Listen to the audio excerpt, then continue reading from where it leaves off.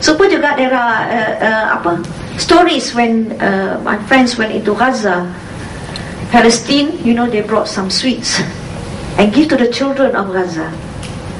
Kalau, if we are in a situation where sweet is something of a luxury, surely we would just take Grab and go home. That's a normal circumstances. But these children are special children. Instead of taking the sweets by themselves, they go and call his friend, come, let's share the sweets. Those are the values that we actually want to inculcate in our generation now. Yeah? So I actually work with the Joint Mercy Malaysia.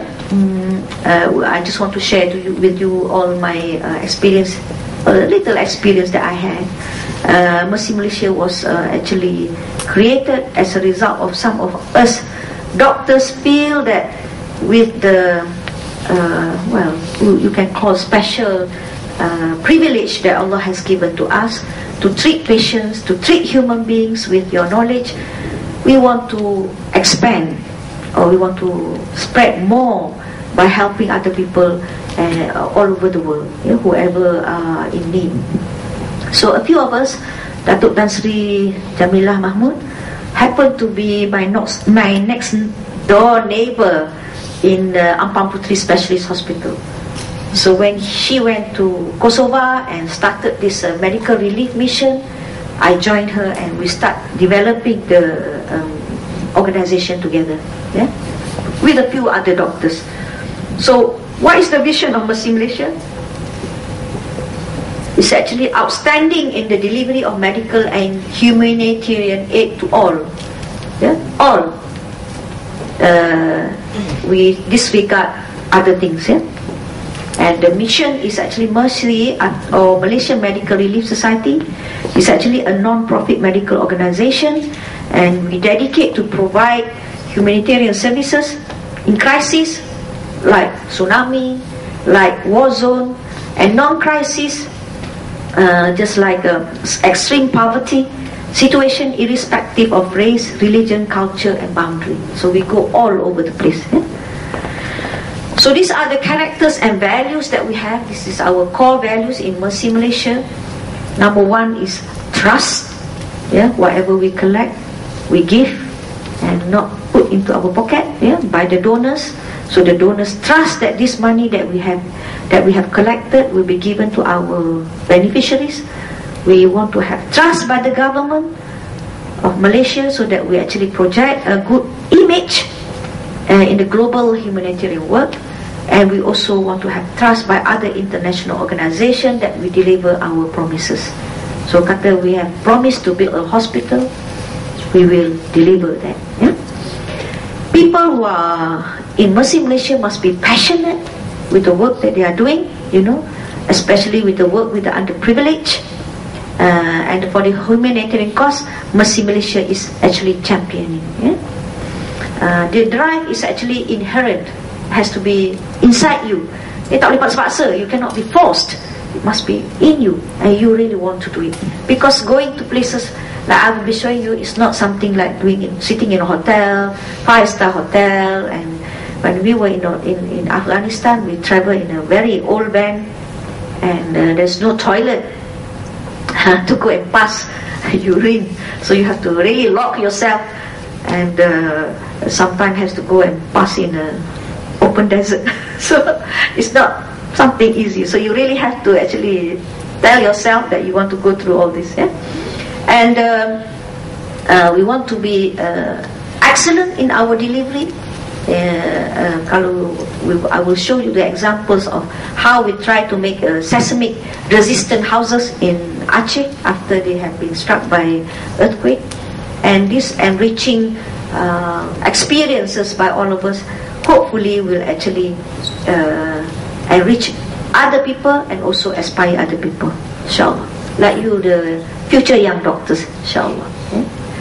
So these are some of the pictures that I'd like to share with you. This is in Bandar Aceh when I arrived on the 3rd day of tsunami, and these are the gory pictures when we collect all the dead bodies as a result of tsunami.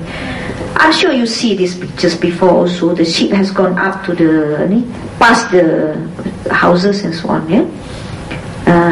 And because you see the houses in Aceh are house on stilts and just wooden, and they are of poor quality, majority of them are really slashed down. You see, and also there's a lot of trauma to the people involved. But for those houses who have got strong foundation, usually it still stands. And you can see only 1 or 2 standing houses, and the rest are all flattened down. This is a picture by one of the surviving child in Aceh, who children maybe sometimes they cannot express what they want to say, but they can express in writing, in drawing. So this is what actually her pictorial expression of tsunami. Yes, some people are dying, some people hanging to the tree, and some already drowned, and some asking for help, so on. So during the acute phase 2, we went and helped all the traumatology phases, try to help those people in whatever capacity that we can. So this is where medical doctors are needed very badly, because the number of injured is so overwhelming, and the doctors that is there also, they are also affected themselves, so they are also tired, exhausted, and also emotionally drained. So this is where other doctors must come and help them and relieve whatever we can. So humanitarian aid is only at the acute phases. Once the acute phase has gone, we would want to know whether we can rebuild this country, or in Aceh particularly. So juga in Japan, same in Japan, they will undergo the process of rehabilitation. But Japan, being a rich country, would be able to do so. But in Aceh, it's not. So there's so many organizations that came and helped to rebuild the homes and so this is at the initial state, because once the houses are being burned down, being crushed down, we usually locate the people in the tents before the actual houses is being built. So even in the tents, we plan so that the tents are comfortable, are the sanitation, there's water, so it is well organized camps, rather than we just putting camps without organizing all this. Because medical care is just not medical attention at the acute stage. You have to remember, you have to prevent communicable diseases as a result of poor sanitation and water. Your public health knowledge has to come in. So we also distributed food, food and non-food items, like books, clothing, and so on and so forth. So there's so many things that they need, because everything is being crushed down. They are actually left with whatever they have. Besides that, we also have to give them education. Education meaning here they are taught about mitigation, talk about what is actually tsunami, what to do, education specific for other things pun ada buat. And we also want to create activity, capacity building for the women. We teach them, we give them sewing machines and so on, and so that they can start rebuilding their life.